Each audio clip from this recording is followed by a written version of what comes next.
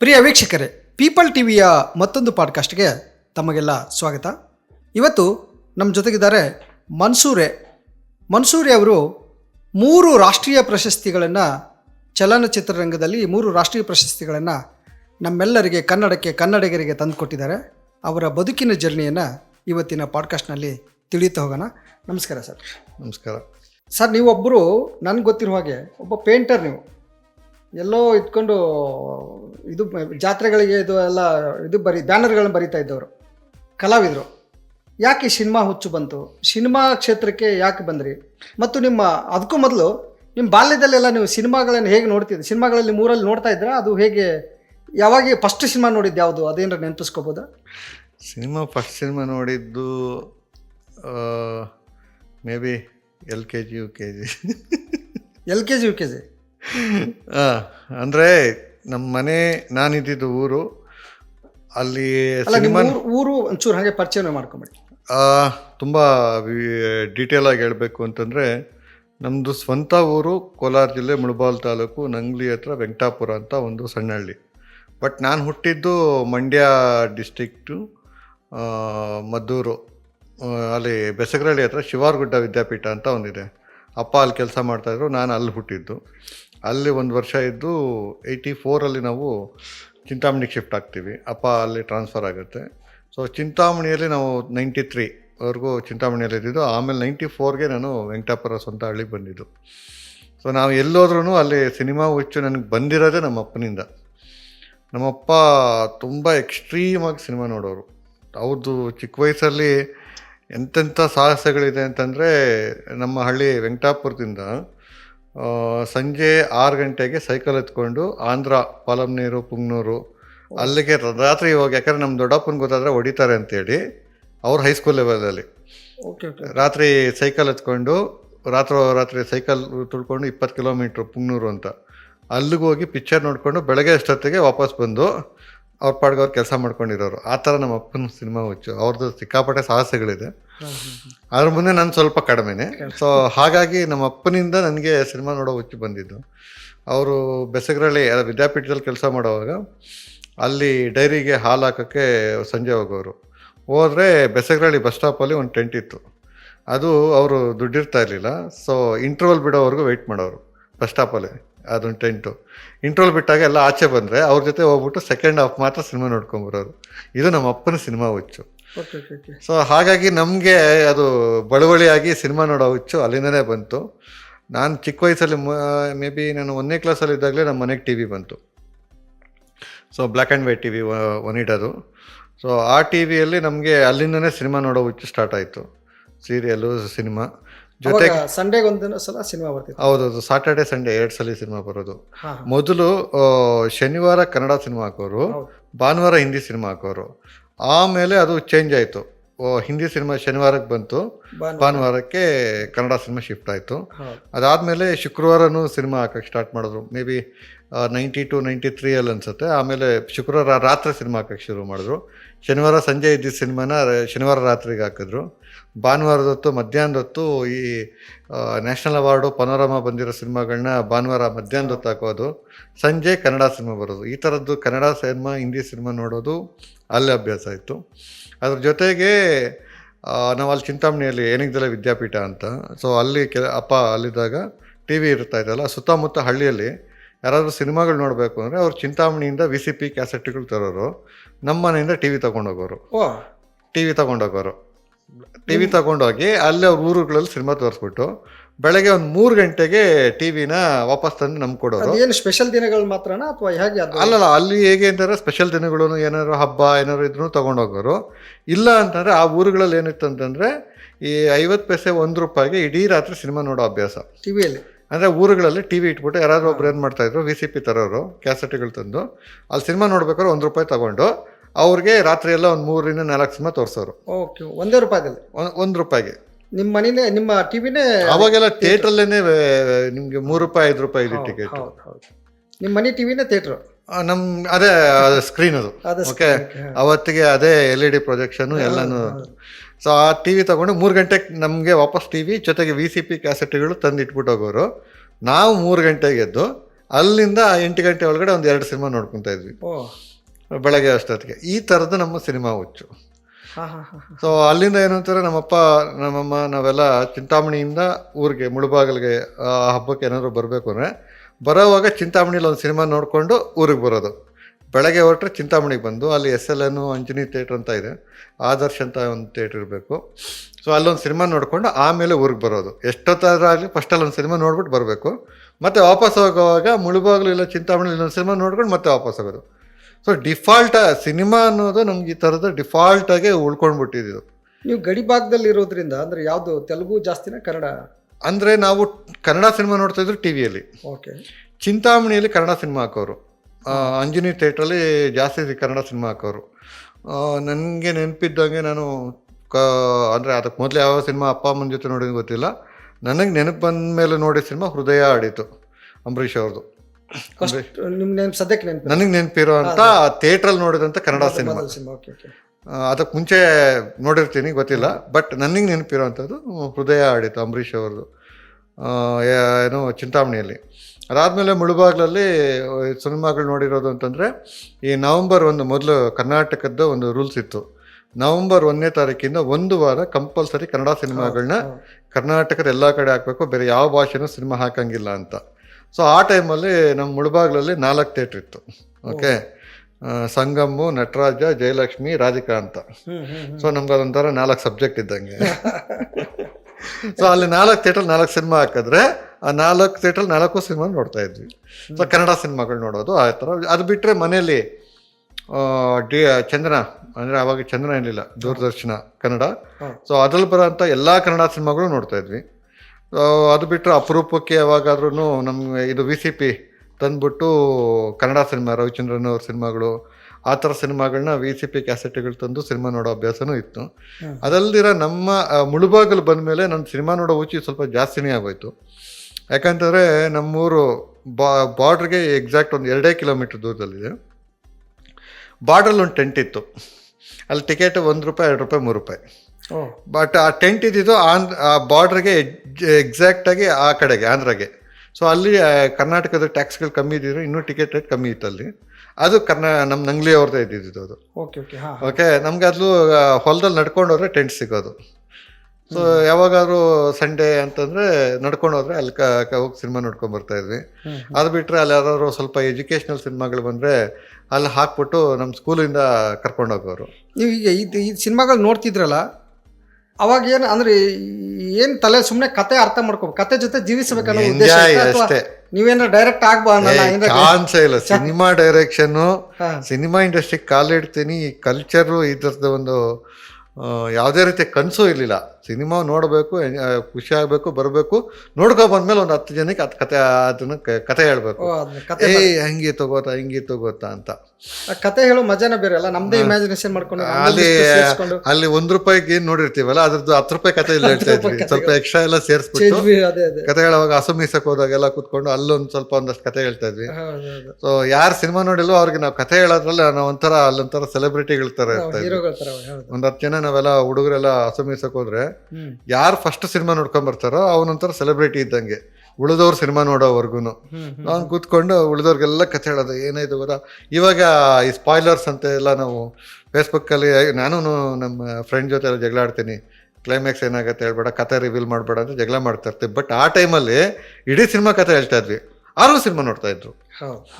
ಮತ್ತೆ ಅದು ಏನು ಅಂತಂದರೆ ಅವಾಗ ಇದ್ದಿದ್ದು ಪೇಷನ್ಸ್ ಆಗಿತ್ತು ಅಂತಂದರೆ, ನಮಗೆ ಇಂಟರ್ನೆಟ್ ಇಲ್ದಿದ್ರಿಂದ ಊರುಗಳಲ್ಲಿ, ಎಸ್ಪೆಷಲಿ ಗಡಿನಾಡಲ್ಲಿ, ಆಂಧ್ರ ಇದರಲ್ಲಿ ಸಿನಿಮಾ ನೋಡೋದು ವಿಚಿತ್ರವಾದ ಕಲ್ಚರ್ ಇದೆ. ಅಂದರೆ ಯಾರಾದರೂ ಒಂದು ಊರಲ್ಲಿ ಒಂದು ಮಗು ಹುಟ್ಟಿತು ಅಂತಂದರೆ ಆ ಹುಟ್ಟಿದ್ದು ಸ್ನಾನ ಮಾಡಿಸೋದು ಅಂತ ಏನೋ ಇದು ಮಾಡ್ತಾರೆ, ಆವತ್ತು ಸಿನಿಮಾ ತೋರಿಸ್ತಾರೆ. ಯಾರಾದ್ರು ಸತ್ತೋದ್ರು ಅಂತಂದರೆ ಸತ್ತಿದ 11ನೇ ದಿವಸಕ್ಕೆ ಸಿನಿಮಾ ತೋರಿಸ್ತಾರೆ.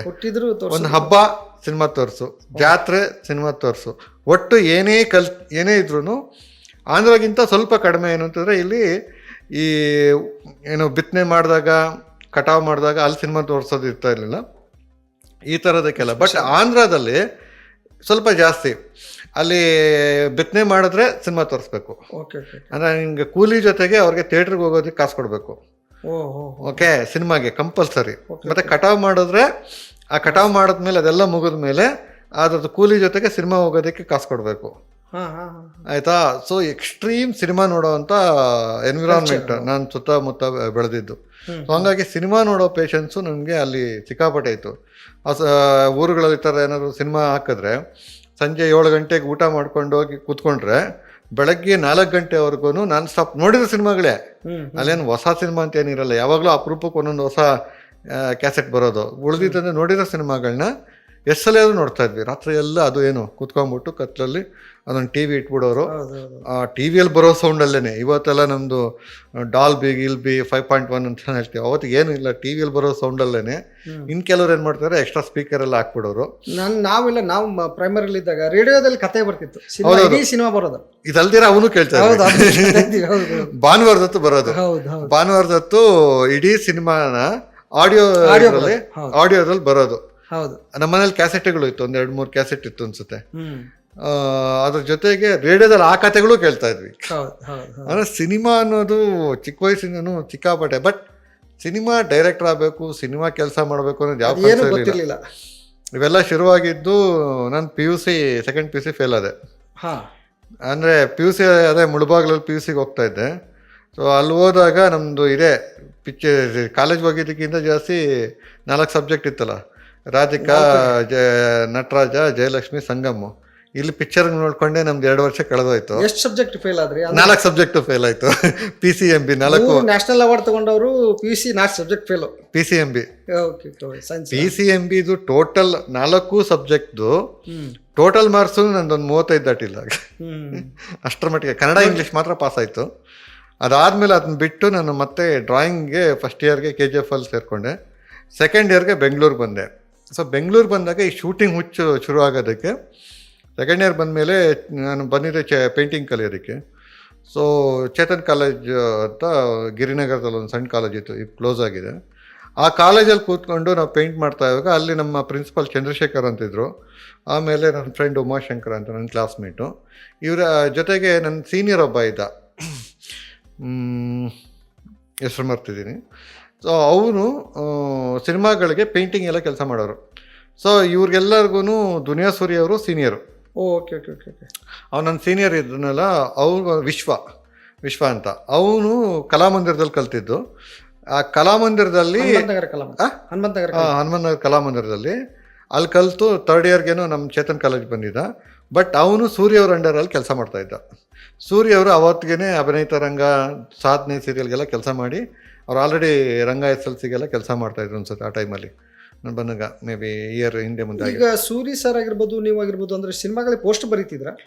ಪೋಸ್ಟರ್ಸ್ ಅಲ್ಲ, ನಾವು ಟೈಟಲ್ಗಳು ಬರಿತಾ ಇದ್ದಿದ್ದು. ನಾನು ಬರೋಷ್ಟು ಡಿಜಿಟಲ್ ಬಂದ್ಬಿಡ್ತು. ಬಟ್ ಸೂರಿ ಸರ್ ಬರಿತಾ ಇದ್ರು. ಸಾಧನೆಗೆಲ್ಲ ಬರ್ತಿದ್ದಲ್ಲ ಅವರೇ ಅನ್ಸುತ್ತೆ. ಸಾಧನೆಗೆ ಆರ್ಟ್ ಡೈರೆಕ್ಷನ್ ಮಾಡಿದ್ದು ಸೂರಿ ಸರ್. ಸೊ ನನ್ನ ಫ್ರೆಂಡ್ ಇದ್ದಾರೆ ಸಂತೋಷ್ ಅಂತ, ನನ್ನ ಎಲ್ಲ ಸಿನಿಮಾಗೂ ಆರ್ಟ್ ಡೈರೆಕ್ಟ್ರು. ಸಂತೋಷ್ ಪಂಚಾಲು ಅವರು, ದುನಿಯಾ ಸೂರಿ ಅವರೆಲ್ಲ ಒಂದು ಕಾಲೇಜವರು. ಅವರೆಲ್ಲ ಒಟ್ಟಿಗೆ ಕೆಲಸ ಮಾಡ್ತಾಯಿದ್ರು ಸೀರಿಯಲ್ಗಳಿಗೆ, ಸಿನಿಮಾಗಳಿಗೆ. ಸೊ ಆ ವಿಶ್ವ ಬಂದ್ಬಿಟ್ಟು ಇಲ್ಲಿ ಕೂತ್ಕೊಂಡು ಚಂದ್ರಶೇಖರ್ ನಮ್ಮ ಪ್ರಿನ್ಸಿಪಾಲು, ಉಮಾಶಂಕರ್ ಸಿನಿಮಾಗಳ ಶೂಟಿಂಗ್ ಕಥೆಗಳು ಹೇಳಕ್ಕೆ ಶುರು ಮಾಡಿದ್ರು. ಆವಾಗ ಶೂಟಿಂಗ್ ಬಗ್ಗೆ ಇಂಟ್ರೆಸ್ಟ್ ಶುರುವಾಯಿತು. ಸೊ ಅವಾಗ ಅನಿಸಿದ್ದೇನು ಅಂತಂದರೆ, ಮೇ ಬಿ ನಾವು ಹಿಂಗೆ ಪೇಂಟಿಂಗ್ ಮಾಡ್ತಾಯಿದ್ರೆ ನಮಗೂ ಸಿನಿಮಾದಲ್ಲಿ ಎಲ್ಲಾದರೂ ಈ ಥರದ ಆರ್ಟು ಕೆಲಸ ಸಿಗ್ಬೋದೇನೋ ಅನ್ನೋ ಒಂದು ಆಸೆ ಇತ್ತು. ನಾನು ಹೋಗ್ಬೇಕು ಅಂತ ಆಸೆ ಇರಲಿಲ್ಲ, ಸಣ್ಣ ಪ್ರವೇಶ ಸಿಕ್ಕರು ಸಾಕು, ಸಿಗಬಹುದು ಅನ್ನೋ ಒಂದು ಆಸೆ ಇತ್ತು ಅಷ್ಟೇ ಹೊರತು ಹೋಗ್ಬೇಕು ಅಂತ ಆಸೆ ಇರಲಿಲ್ಲ. ಸೊ ಅನ್ಫಾರ್ಚುನೇಟ್ಲಿ ನಮ್ದೇನು ಅಂತಂದರೆ, ಚಿತ್ರಕಲೆ ತುಂಬ ಕಾಸ್ಟ್ಲಿಯೆಸ್ಟು ಎಜುಕೇಷನ್ ಇದು. ಫೀಸ್ಗಳು ನಮಗೆ ಇವಾಗ ಫೀಸು ಜಾಸ್ತಿ ಆಗಿದೆ, ಬಟ್ ನಮಗೆ ಫೀಸ್ ಕಮ್ಮಿ. ಬಟ್ ಮೆಟೀರಿಯಲ್ಗೆ ತುಂಬ ಕಾಸಾಗುತ್ತೆ. ಡೈಲಿ ಖರ್ಚಾಗ್ತಾನೆ ಇರುತ್ತೆ. ಪೇಂಟು ಖಾಲಿ ಆಗ್ತಾ ಇರುತ್ತೆ, ಪೇಪರು ಖಾಲಿ ಆಗ್ತಾ ಇರುತ್ತೆ. ಡೈಲಿ ಎಷ್ಟು ಮಾಡಿದ್ರೂ ಸಾಕಾಗಲ್ಲ. ಸೊ ಪ್ರತಿ ಸರ್ತಿನೂ ಮನೆಯವ್ರ ಹತ್ರ ಕೇಳೋಕ್ಕೆ ಕಷ್ಟ ಆಗೋದು ಮೆಟೀರಿಯಲ್ಗೆಲ್ಲ. ಸೊ ಆವಾಗ ಪಾರ್ಟ್ ಟೈಮ್ ಕೆಲಸಗಳು ಸ್ಟಾರ್ಟ್ ಮಾಡಿಕೊಂಡೆ. ಆವಾಗ ನೀವು ಹೇಳಿದ್ರಲ್ಲ ಬ್ಯಾನರ್ಗಳು ಬರೆಯೋದು. ಸೊ ಬಸ್ಸು ಇದು ಎಲೆಕ್ಷನ್ ಅವಾಗೆಲ್ಲ ಇನ್ನೂ ನಮಗೆ ಬ್ಯಾನರ್ ಬರೆಯೋ ಅಭ್ಯಾಸ ಇತ್ತು. ಡಿಜಿಟಲ್ ಅಷ್ಟು ಬಂದಿರಲಿಲ್ಲ, ಫ್ಲೆಕ್ಸ್ ಎಲ್ಲ. ಸೊ ಬ್ಯಾನರ್ಗಳು ಬರಿತಾಯಿದ್ದೆ. ಹಗಲೊತ್ತಲ್ಲ ಕಾಲೇಜು, ನೈಟು ಕಾಲೇಜಲ್ಲಿ ಕೂತ್ಕೊಂಡೆ ಬ್ಯಾನರ್ಗಳು ವರ್ಕ್ ಮಾಡ್ತೀವಿ ಅಂತ ಕಾಲೇಜವ್ರ ಹತ್ರ ಕೀ ತಗೊಂಡು ನೈಟೆಲ್ಲ ಬ್ಯಾನರ್ಗಳು ಬರಿತಾ ಇದ್ದೆ. ಅದಾದಮೇಲೆ ಊರುಗಳ ಕಡೆ ಇಲೆಕ್ಷನ್ ಟೈಮಲ್ಲೆಲ್ಲ ಸುಮ್ಮನೆ ಎಷ್ಟು ಒಂದೊಂದು ದಿನಕ್ಕೆ ನೀವು 10-20 ಬರ್ತಿರ್ಬೋದಾ? ಇನ್ನೂ ಜಾಸ್ತಿ ಬರೀತಾ ಇದ್ವಿ. ಹೌದಲ್ಲ, ಅದು ಒಂದು ಫ್ಲೋ ಸಿಕ್ಬಿಟ್ರೆ ಸ್ಟಾರ್ಟಿಂಗಲ್ಲಿ ಒಂದು 3-4 ಬರಿತಾ ಇದ್ವಿ. ಆಮೇಲೆ ಅದು ಹೋಗ್ತಾ ಹೋಗ್ತಾ ನಾನು ಆ್ಯಕ್ಚುಲಿ ಬ್ಯಾನರ್ ಬರೆಯೋದು ಕಲ್ತಿದ್ದು ನಾನು ಪಿ ಯು ಸಿಲಿ ಇದ್ದಾಗಲೇ ಕಲ್ತಿದ್ದೆ. ಮುಳುಬಾಗ್ಲಲ್ಲಿ ಶ್ವೇತಾ ಆರ್ಟ್ಸ್ ಅಂತ ಶಂಕರ್ ರೆಡ್ಡಿ ಅಂತ ಪರಿಚಯದವರು. ನಾನು ಪಿ ಯು ಸಿಯಲ್ಲಿ ಮಧ್ಯಾಹ್ನ ಫ್ರೀ ಇದ್ದಾಗ ಫ್ರೀ ಟೈಮಲ್ಲಿ ಅಲ್ಲಿಗೆ ಹೋಗ್ತಾಯಿದ್ದೆ. ರೇಡಿಯಮ್ ಸ್ಟಿಕ್ಕರ್ ಕಟ್ ಮಾಡೋದು, ಅವ್ರು ಬ್ಯಾನರ್ ಬರೀತಾಯಿದ್ರೆ ಅವರು ಔಟ್ಲೈನ್ ಹಾಕಿದ್ರೆ ಕಲರ್ ಫಿಲ್ ಮಾಡೋದು, ಬ್ರಷ್ ತೊಳೆಯೋದು, ಈ ಥರದ್ದೆಲ್ಲ ಕೆಲಸ ಕಲಿಯೋದಕ್ಕೆ ಅಂತ ಫ್ರೀ ಟೈಮಲ್ಲಿ ಅಲ್ಲಿಗೆ ಹೋಗ್ತಾಯಿದ್ದೆ. ಸೊ ಬ್ಯಾನರ್ ಬರೆಯೋದು ಅಭ್ಯಾಸ ಅಲ್ಲೇ ಇತ್ತು. ಆದಾಯನೇ ನಾನು ಚಿತ್ರಕಲೆ ಬರೋದಕ್ಕೂ ರೀಸನ್ ಆಗಿದ್ದು. ಸೊ ಈ ಬ್ಯಾನರ್ಗಳು ಬರೀತಾಯಿದ್ದೆ. ಮತ್ತು ಊರುಗಳ ಕಡೆ ಲೋಕಲ್ ಎಲೆಕ್ಷನ್ಸ್ ಬಂದರೆ, ಪಂಚಾಯತಿ ಎಲೆಕ್ಷನ್ಸ್ ಎಲ್ಲ ಬಂದರೆ, ತಾಲೂಕ್ ಪಂಚಾಯತಿ ಊರೂರೆಲ್ಲನೂ ವಾಲ್ ಮೇಲೆ ಡ್ರಾಯಿಂಗ್ ಈಗೆಲ್ಲ ಈ ಕರ್ನಾಟಕ ಸ್ವಲ್ಪ ಕಡಿಮೆನೇ, ಮೊದಲಿತ್ತು, ಈಗಿಲ್ಲ. ಯಾವ್ಯಾವುದೋ ಮನೆ ಕಾಂಪೌಂಡ್ ವಾಲ್ ಮೇಲೆಲ್ಲ ಹೋಗೋದು ಕಮಲದ ಚಿಹ್ನೆ, ಜನತಾದಳದ ಸಿಂಬಲು, ಕಾಂಗ್ರೆಸ್ ಹಸ್ತ, ಎಲ್ಲದಕ್ಕಿಂತ ಈಸಿ ಅಂತಂದ್ರೆ ಹಸ್ತ. ಐದು ಲೈನ್ ಹಾಕ್ಬಿಟ್ಟು ಹಿಂಗೆ ಅಂದ್ಬಿಟ್ರೆ ನಿಮ್ಮ ಮತ ಕಾಂಗ್ರೆಸ್ ಪಕ್ಷಕ್ಕೆ ಅಂತ ಬರೆಯೋದಕ್ಕೆ ಈಸಿ. ಅದು ಬಿಟ್ರೆ ಕಮಲ ಬರೆಯೋದಕ್ಕೆ ಈ ಕಡೆ ಒಂದು ಈ ಕಡೆ ಒಂದು ಈ ಕಡೆ ಒಂದು ಹಾಕ್ಬಿಟ್ರೆ ಈಸಿ. ಸೊ ಆ ಥರ ಊರುಗಳಿಗೆ ಡ್ರಾಯಿಂಗ್ ಮಾಡೋದೆಲ್ಲ ಕಾಂಟ್ರಾಕ್ಟ್ ಸಿಗೋದು. ಸೊ ಒಂದು ಅಟ್ಲೀಸ್ಟ್ ಒಂದು 20-30 ಊರುಗಳಿಗೆ ಹೋಗೋದು. ಅವ್ರು ಕೇಳೋದು ನೀವು ಕಾಂಗ್ರೆಸ್ಸಾ ಬಿ ಜೆ ಪಿನ ಅಂತ ಕೇಳೋದು. ಕಾಂಗ್ರೆಸ್ ಅಂದರೆ ಕಾಂಗ್ರೆಸ್ ಅದು ಬರೆಯೋದು, ಬಿ ಜೆ ಪಿ ಅಂದರೆ BJP. ಯಾಕಂದ್ರೆ ಎರಡರದ್ದು ಆರ್ಡರ್ ತಗೊತಾ ಇದ್ವಿ. ಅವರು ಕೊಡೋರು ಇವರು ಕೊಡೋರು. ಯಾವ್ದು ಪಕ್ಷ ನಾವು ಬರೆಯೋರ್ಗೇನು ನಮ್ಮ ಕೆಲಸ ಅಷ್ಟೇ. ಆ ಥರ ಬರೀತಾ ಇದ್ವಿ. ಅದಾದಮೇಲೆ ಈ ಸರ್ವ ಶಿಕ್ಷಣ ಅಭಿಯಾನ ಆ ಟೈಮಲ್ಲಿ ಎಲ್ಲ ಸ್ಕೂಲುಗಳಿಗೂ ಇಡೀ ಸ್ಕೂಲು ಪೇಂಟ್ ಮಾಡೋ ಅಂಥದ್ದು, ಪೇಂಟಿಂಗ್ಸು, ಕಲಿಕೆಗೆ ಸಂಬಂಧಪಟ್ಟಿದ್ದು ಬರೆಯೋದು, ಅದು ಗೌರ್ಮೆಂಟ್ ಇದು ಮಾಡಿತ್ತು. ಆ ಟೈಮಲ್ಲಿ ಸುಮಾರು ಒಂದು 25-30 ಹಳ್ಳಿಗಳ ಸ್ಕೂಲ್ಗಳಿಗೆ ಆ ಟೈಮಲ್ಲಿ ಬರೆದಿದ್ದೆ. ಸೊ ಈ ಥರದ್ದೆಲ್ಲ ಕೆಲಸ ಮಾಡ್ಕೊಂಡು ಕಾಲೇಜ್ ಮಾಡ್ಕೊಂಡು ಆ ದುಡಿತಾ ಇದ್ದಾಗ BMTC ಬಸ್ ಮೇಲೆಲ್ಲನೂ ನೈಟೆಲ್ಲ ಬಸ್ ಸ್ಟ್ಯಾಂಡ್ಗಳಲ್ಲಿ ಹೋಗ್ಬಿಟ್ಟು ಡ್ರಾಯಿಂಗ್ ಪೇಂಟಿಂಗ್ ಎಲ್ಲ ಮಾಡ್ತಾಯಿದ್ದೆ. ಸೊ ಈ ಥರ ಮಾಡ್ತಾ ಇದ್ದಾಗ ಅದೇ ಥರದಲ್ಲಿ ದುಡಿಮೆಗೆ ಅಂತ ಬಂದಿದ್ದೊಂದು ಕೆಲಸ, ಒಂದು ಆ್ಯಡಲ್ಲಿ ಆರ್ಟ್ ಅಸಿಸ್ಟೆಂಟ್ ಆಗಿ ಆರ್ಟ್ ಮೆಟೀರಿಯಲ್ಲು ಅದು ಇದು ಸ್ಟಿಕ್ಕರ್ ಕಟ್ಟಿಂಗ್ ಕೆಲಸ ಬಂತು. ಸೊ 2004ರಲ್ಲಿ ಪ್ರತಾಪ್ ಮೆಂಡನ್ ಅಂತ ರಂಗಭೂಮಿ ಮತ್ತು ಸೀರಿಯಲು ಈಗ ಆರ್ಟ್ ಡೈರೆಕ್ಟರ್ ಕೆಲಸ ಮಾಡ್ತಾರೆ. ಸುಮಾರು ಚಾನಲ್ಗಳಿಗೆಲ್ಲ ಸಿನಿಮಾ ಎಲ್ಲ ಮಾಡ್ತಾಯಿದ್ದ. ಸೊ ಅವನು ಪರಿಚಯ ಆಗಿ ನಾನು ಕೇಳಿದೆ. ಅವ್ನು ಹಿಂಗೆ ಬೆಂಗಳೂರು ಹಬ್ಬ ಅಂತ ಒಂದು ಪ್ರೋಗ್ರಾಮ್ ಆಗ್ತಾಯಿತ್ತು, ಅಲ್ಲಿ ಸಿಕ್ಕಿದ್ದ. ಅವರು ನಾನು ಆ ಸಿನಿಮಾ ಮಾಡ್ತಾಯಿದ್ದೀವಿ, ಇದು ಮಾಡ್ತಾಯಿದ್ದೆ. ನಾನು ಕೇಳಿದೆ ಶೂಟಿಂಗಲ್ಲಿ ಕೆಲಸ ಇದ್ರಲ್ಲಿ ನಾನು ಬರ್ತೀನಿ ಅಂತ. ಬರ್ತೀಯಾ ಅಂತ, ಹ್ಞೂ ಅಂತಂದೆ. ಸರಿ ಕೆಲಸ ಇದ್ರೆ ಹೇಳ್ತೀನಿ ಅಂತ ಹೇಳ್ಬಿಟ್ಟು ಒಂದ್ಸಲಿ ಆ್ಯಡ್ ಶೂಟ್ ಇತ್ತು. teen-patti.com ಅಂತ ಒಂದು ಆನ್ಲೈನ್ ಗ್ಯಾಮ್ಲಿಂಗ್ ಸಂಬಂಧಪಟ್ಟಿದ್ದೇನೋ ಅನ್ಸುತ್ತೆ. ಸೊ ಅದು ಶೂಟಿಂಗು ಇಲ್ಲ ಬನಶಂಕರಿ ಹತ್ರ ಕಿರಣ್ ಹೌಸ್ ಅಂತ ಒಂದು ಮನೆ. ಸೊ ಅಲ್ಲಿ ಫಸ್ಟ್ ಟೈಮೇ ಶೂಟಿಂಗ್ ಗೊತ್ತಿಲ್ಲ ನನಗೆ, ಹೋಗ್ಬಿಟ್ಟಿದ್ದೀನಿ. ತುಂಬ ಅದ್ಭುತವಾದ ಎಕ್ಸ್ಪೀರಿಯೆನ್ಸು. ಸಿನಿಮಾ ಟೆಕ್ನಿಕಲ್ ಆಗಿ ಅದ್ರ ಬಗ್ಗೆ ಯಾವ ಟೆಕ್ನಿಕಲ್ ವರ್ಡೂ ಗೊತ್ತಿರಲಿಲ್ಲ. ಬಟ್ ಫಸ್ಟ್ ಆ್ಯಡನೇ ನನಗೆ ಇಬ್ಬರು ತುಂಬ ಎಕ್ಸ್ಪೀರಿಯನ್ಸ್ ಪರ್ಸನ್ಗಳ ಜೊತೆ ಕೆಲಸ ಮಾಡಿದ್ರೆ ಮಾತ್ರ ತುಂಬ ಒಳ್ಳೆಯ ಎಕ್ಸ್ಪೀರಿಯೆನ್ಸ್ ನನಗೆ. ಒಂದು GS ಭಾಸ್ಕರ್ ಸರ್ ಅಂತ ನ್ಯಾಷನಲ್ ಅವಾರ್ಡ್ ವಿನ್ನಿಂಗ್ ಸಿನಿಮಾಟೋಗ್ರಾಫರು. ಇನ್ನೊಬ್ಬರು ಕೃಷ್ಣ ಅಂತ ಲೈಟ್ ಗಾಫರ್, ಅವ್ರನ್ನೆಲ್ಲ ತಂದೆ ಅಂತ ಕರೀತಾರೆ. One of the greatest light designer Karnataka, Bengaluru ಅವರೇನೆ. ಆಲ್ಮೋಸ್ಟ್ ಅವರು ಹಾಲಿವುಡ್ಡಿಂದ ಹಿಡಿದು ಎಷ್ಟು ಪ್ರಾಜೆಕ್ಟ್ಸ್ ಬೆಂಗಳೂರು ಕರ್ನಾಟಕದಲ್ಲಾಗುತ್ತೋ ಅದಕ್ಕೆಲ್ಲನೂ ಲೈಟ್ ಡಿಸೈನ್ ಮಾಡಿದವರು. ಅವರಿಬ್ಬರು ಆ್ಯಡಿಗೆ ಕೆಲಸ ಮಾಡ್ತಾರೆ. ಇದಕ್ಕೆ ನನ್ನ ಫಸ್ಟ್ ಎಂಟ್ರಿ. ಸೊ ಅಲ್ಲಿಂದ ಅವ್ರ ಜೊತೆನೇ ಪ್ರತಾಪ್ ಜೊತೆನೇ ಆ್ಯಡ್ಸು, ಇವನು ಸತ್ಯಾಗ್ರಹ ಸರ್ ಅವ್ರಿನ್ನೂ ಸಿನಿಮಾನೇ ಶುರು ಮಾಡಿರಲಿಲ್ಲ. ಸೊ ದುನಿಯಾಗಿಂತ ಬಿಫೋರು ಅವ್ರ ಜೊತೆ ರಾಮೋಜಿರಾವ್ ಫಿಲ್ಮ್ ಸಿಟಿಯಲ್ಲಿ ಒಂದು ಮಾರ್ಕೆಟ್ ಸೆಟ್ಟು ಎಲ್ಲ ಹಾಕಿ ಅಲ್ಲಿ ಕೆಲಸ ಮಾಡಿದ್ವಿ. ಸೊ ಈ ಥರ ಆ್ಯಡ್ಸ್ ಎಲ್ಲ ಮಾಡಿಕೊಂಡು ಆಮೇಲೆ ಆರ್ಟ್ ಡೈರೆಕ್ಷನ್ ಮೇಲೆ ಸ್ವಲ್ಪ ಇಂಟ್ರೆಸ್ಟ್ ಬಂತು. ಓಕೆ, ಸಿನಿಮಾ ಜೊತೆಗೆ ಕಾಲೇಜ್ ಜೊತೆಗೆ ಆರ್ಟ್ ಡೈರೆಕ್ಷನ್ ಮಾಡ್ಕೋಬೋದು ಅಂತೇಳಿ. ಸೊ ಫ್ರೀಲಾನ್ಸಲ್ಲಿ ಆರ್ಟ್ ಡೈರೆಕ್ಷನ್ ಮಾಡ್ತಾಯಿದ್ದೆ. ಕಾಲೇಜ್ ಓದುವಾಗಲೇ ಇವೆಲ್ಲ ಕಾಲೇಜ್ ಟೈಮಲ್ಲೇ ಮಾಸ್ಟರ್ಸ್ ಸಿನಿಮಾಗಳಿಗೆಲ್ಲ ಸಿನಿಮಾಗೂ ಮಾಡ್ತಾಯಿದ್ವಿ. ಕಾಲೇಜಲ್ಲಿದ್ದಾಗ ಸಿನಿಮಾ ಆರ್ಟ್ ಡೈರೆಕ್ಟರ್ ಮಾಡಿ ನೈಟ್ ಹೊತ್ತು ಕೆಲಸ ಮಾಡ್ತಾಯಿದ್ವಿ. ಸೊ ಡೇ ಟೈಮು ಬೇರೆಯವ್ರು ನೋಡ್ಕೊತಾ ಇದ್ರು, ನೈಟ್ ಎಲ್ಲ ಹೋಗ್ಬಿಟ್ಟು ಪ್ರಿಪೇರ್ ಮಾಡಿ ರೆಡಿ ಮಾಡಿ ಬಂದ್ಬಿಡ್ತಾಯಿದ್ವಿ. ಸೊ ಆ ಥರದಲ್ಲಿ ಸೀರಿಯಲ್ಗೂ ಕೆಲಸ ಮಾಡಿದೆ, ನಿರಂತರ ಅಂತ ನಾಗೇಂದ್ರ ಶಾ ಸರ್ ಡೈರೆಕ್ಷನ್ ಮಾಡಿದ್ದು. ಅದಕ್ಕೂ ಒಂದು 200-300 ಎಪಿಸೋಡ್ ಮೇಲೆ ಆರ್ಟ್ ಡೈರೆಕ್ಷನ್ ಕೆಲಸ ಮಾಡಿದೆ. ಸೊ ಈ ಥರ ಎಲ್ಲ ಕೆಲಸ ಇಲ್ಲ, ಸೀರಿಯಲ್ಗೆ ಪ್ರತಾಪ್ ಮೀನಾ ಆಗಿದ್ದ. ನಾನು ಅವ್ರು ಇಲ್ದಿರೋ ಟೈಮಲ್ಲಿ ಶೂಟ್ ನೋಡ್ಕೊತಾ ಇದ್ದೆ. 2006 ಆದಮೇಲೆ ನಾನು ಇಂಡಿಪೆಂಡೆಂಟ್ ಆಗಿದ್ದು. 2007-8ಗೆ ಆ್ಯಡ್ಸ್ಗೆಲ್ಲನೂ ಇಂಡಿಪೆಂಡೆಂಟ್ ಆದೆ. ಆಮೇಲೆ ಅಲ್ಲಿಂದ ಫ್ರೀಲಾನ್ಸ್ ಇಂಡಿಪೆಂಡೆಂಟ್ ಆಗಿ ಆರ್ಟ್ ಡೈರೆಕ್ಷನ್ನು. ನಾನು ಸಿನಿಮಾ ಕಡಿಮೆನೇ, ಮೇಜರ್ ಆಗಿ ಅಡ್ವರ್ಟೈಸ್ಮೆಂಟ್ಸು ಆ ಥರದ್ದು ಜಾಸ್ತಿ ಮಾಡ್ತಾ ಇದ್ದಿದ್ದು. ಸಿನಿಮಾ ತುಂಬ ಕಡಿಮೆನೇ ಆರ್ಟ್ ಡೈರೆಕ್ಷನ್ ಮಾಡೋದು, ಯಾಕೆಂದರೆ ನಮಗೆ ಆ್ಯಡಲ್ಲಿ ಕಾಸು ಜಾಸ್ತಿ ಬರ್ತಾಯಿತ್ತು, ಕೆಲಸ ಕಡಿಮೆ ದಿನಗಳು, ಅಂದರೆ ಒಂದು ವಾರದಿಂದ 10 ದಿವಸ ಕೆಲಸ ಇರ್ತಾಯಿತ್ತು. ಆಮೇಲೆ ಕಾಸು ಗ್ಯಾರಂಟಿ ಇರೋದೊಂದು. ಗ್ಯಾರಂಟಿ ಇತ್ತು, 10 ದಿವಸ ಕೆಲಸ ಮಾಡಿದ್ರೆ ಒಂದು 3 ತಿಂಗಳು ಆರಾಮಾಗಿರ್ಬೋದು. ನಮ್ಮ ಖರ್ಚುಗಳೆಲ್ಲ ಜಾಸ್ತಿ ಇರ್ತಾ ಇರಲಿಲ್ಲ, ಸೊ ಅಷ್ಟು ಕಾಸು ಬರೋದು. ಸೊ ಆ ಫ್ರೀ ಟೈಮಲ್ಲಿ ನಂದು ಪೇಂಟಿಂಗು, ಎಕ್ಸಿಬಿಷನು, ಸೊ ಈ ಥರದ್ದೆಲ್ಲ ಬೇರೆ ಕೆಲಸಗಳು ನಡೀತಾ ಇತ್ತು.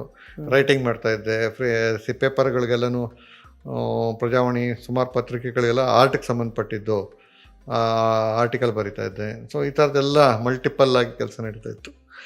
ಸೊ ಅದು ಹಾಗೆ ಹಾಗೆ ಅವಾಗ ಪತ್ರಿಕೆ ಎಲ್ಲ ಬರೀ ಅವಾಗಲಿಂದ ಮನ್ಸೂರಿ ಅಂತಾನೆ ಬರೀತಿದ್ರೆ ಅಥವಾ ಇಲ್ಲ, ಮನ್ಸೂರೇ ಶುರು ಮಾಡಿದ್ದು ನಾನು 2007-8 ಅನ್ಸುತ್ತೆ.